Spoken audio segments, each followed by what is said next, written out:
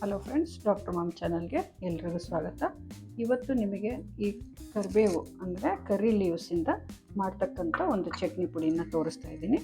ಇದು ತುಂಬ healthy benefit ಇರ್ತಕ್ಕಂಥ ಸೊಪ್ಪು ಅಥವಾ ಕರಿಬೇವು ಅಂತ ಹೇಳ್ಬೋದು.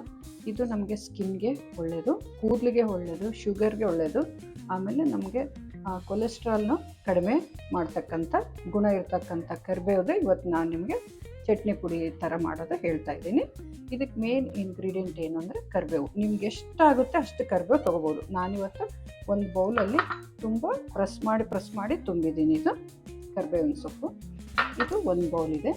ಒಂದು ಅರ್ಧ ಬೌಲು ಒಣ ಕೊಬ್ಬರಿ ತುರಿ, ಇದನ್ನು ನೀಟಾಗಿ ಈ ಥರ ತುರಿ ಮಾಡಿ ಇಟ್ಕೊಂಡಿರೋದು.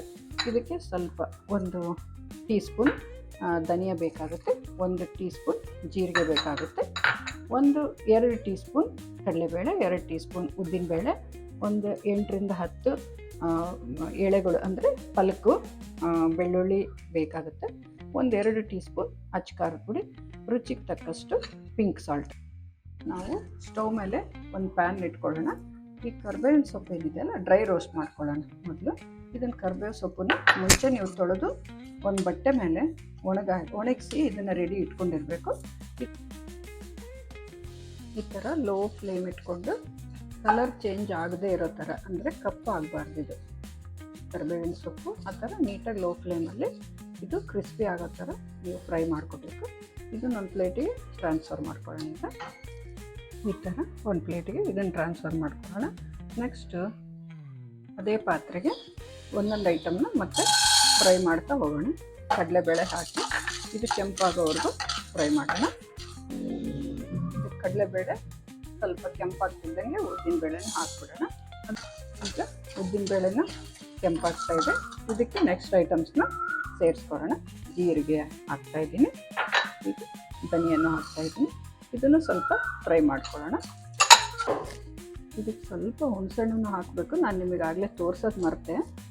ಒಂದು ಸ್ವಲ್ಪ ಟೇಸ್ಟಿಗೋಸ್ಕರ ಬೆಲ್ಲನೂ ಹಾಕಬೇಕು ಗ್ರೈಂಡ್ ಆಗುವಾಗ. ಈಗ ಒಣ ಕೊಬ್ಬರಿ ಒಂದು ಹಾಕ್ಬಿಡೋಣ. ಫೈನಲ್ ಹಾಕ್ಕೊಂಡು ಸ್ಟವ್ ಆಫ್ ಮಾಡಿಬಿಡೋಣ. ಇದು ಸ್ವಲ್ಪ ತಂಪಾದಮೇಲೆ ಮಿಕ್ಸಿಗೆ ಹಾಕ್ಕೊಳ್ಳೋಣ. ಹಾಕ್ಕೊಂಡಿದ್ದಾಯಿತು. ಇದಕ್ಕೆ ಅಚ್ಚ ಖಾರದ ಪುಡಿ ಸೇರಿಸ್ಬಿಡೋಣ. ಇದನ್ನು ಸ್ವಲ್ಪ ಈ ಥರ ಫ್ರೈ ಮಾಡ್ಕೊಳ್ಳೋಣ. ನೆಕ್ಸ್ಟ್ ಇದಕ್ಕೆ ಟೇಸ್ಟಿಗೆ ಸರಿಯೋಗಷ್ಟು ಪಿಂಕ್ ಸಾಲ್ಟ್ ಸೇರಿಸೋಣ.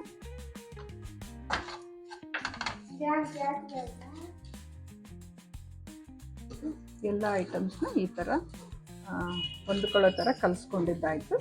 ಈಗ ಅದು ಹುರಿದಿಟ್ಟಿದ್ವಲ್ಲ ಅದಿಷ್ಟು ಕರಿಬೇವು ಸೊಪ್ಪು ಇದಕ್ಕೆ ಆ್ಯಡ್ ಮಾಡೋಣ. ಇದನ್ನು ನೀಟಿಗೆ ಮಿಕ್ಸಿಗೆ ಹಾಕ್ಬಿಡೋಣ. ಇದನ್ನು ಈಗ ಈ ಪೌಡರ್ನ ಮಿಕ್ಸಿಗೆ ಹಾಕಿ ಗ್ರೈಂಡ್ ಮಾಡಿದ್ಮೇಲೆ ಈ ಥರ ನೈಸಾಗಿ ಪೌಡ್ರ್ ಆಗಿದೆ.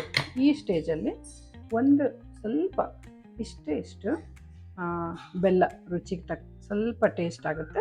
ಸ್ವಲ್ಪ ಆರ್ಗ್ಯಾನಿಕ್ ಬೆಲ್ಲ ಆ್ಯಡ್ ಮಾಡೋಣ. ಇದೊಂದು 8 ರಿಂದ 10 ಪಲ್ಕು ಎಸಳೆಗಳ ಬೆಳ್ಳುಳ್ಳಿ ಹಾಕಿ ಇನ್ನೊಂದ್ಸಲ ಗ್ರೈಂಡ್ ಮಾಡಿಬಿಡೋಣ. ಎಲ್ಲ ಬೆಲ್ಲ ಮತ್ತು ಬೆಳ್ಳುಳ್ಳಿ ಹಾಕಿ ಗ್ರೈಂಡ್ ಮಾಡಿದ್ಮೇಲೆ ಈ ಥರ ಕಾಣಿಸ್ತಾ ಇದೆ. ಇದನ್ನೊಂದು ಬೌಲ್ಗೆ ನಾವು ಟ್ರಾನ್ಸ್ಫರ್ ಮಾಡ್ಕೊಳ್ಳೋಣ. ನೋಡಿ, ಎಲ್ಲ ರೆಡಿ ಆದಮೇಲೆ ನಮ್ಮ ಕರಿಬೇವಿನ ಸೊಪ್ಪಿನ ಪುಡಿ ಈ ಥರ ಕಾಣಿಸುತ್ತೆ. ಇದರಲ್ಲಿ ಬೇಳೆ ಕಾಳುಗಳಿರೋದ್ರಿಂದ, ಕರಿಬೇವು ಸೊಪ್ಪು ಇರೋದ್ರಿಂದ, ಬೆಳ್ಳುಳ್ಳಿ ಇರೋದ್ರಿಂದ, ಜೀರಿಗೆ, ಧನಿಯಾ ಎಲ್ಲ ಹೆಲ್ತಿ ಬೆನಿಫಿಟ್ಸ್ ಇರೋಂಥ ಇಂಗ್ರೀಡಿಯೆಂಟ್ಸ್ ಇರೋದ್ರಿಂದ ಇದು ತುಂಬ ಹೆಲ್ತಿಗೆ ಒಳ್ಳೆಯದು.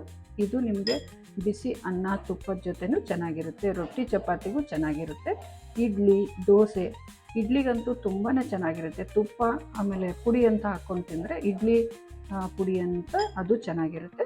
ಎಲ್ಲ ಐಟಮ್ಸ್ಗೂ ಹೊಂದಿಕೊಳ್ಳುತ್ತೆ ಇದು. ನೀವು ಮಾಡಿ ನೋಡಿ, ನಿಮ್ಮ ಅನಿಸಿಕೆಯನ್ನು ಕಮೆಂಟ್ ಮೂಲಕ ತಿಳಿಸಿ. ಎಲ್ಲರೂ ಇಲ್ಲಿವರೆಗೆ ನನ್ನ ಚಾನಲ್ ವಾಚ್ ಮಾಡಿದ್ದಕ್ಕೆ ಧನ್ಯವಾದಗಳು.